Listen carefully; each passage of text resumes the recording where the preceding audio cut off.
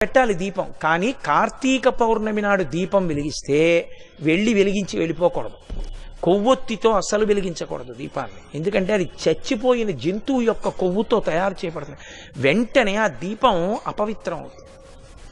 కాబట్టి కొవ్వొత్తులతో వెలిగించకూడదు, అగ్గిపుల్లతో వెలిగించకూడదు. కార్తీక పౌర్ణమి నాడు సుగంధమైనటువంటి దాంతో, అంటే అగరుపుల్ల వెలిగించుకుని అగరపుల్లతో దీపాన్ని వెలిగించుకోవాలి. వెలిగించి వదిలేయకూడదు.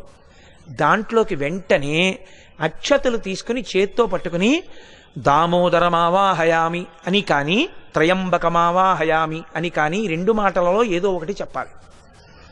అంటే దామోదరుణ్ణి కానీ త్రయంబకుణ్ణి కానీ దీపం మీదకి ఆహ్వానం చెయ్యాలి.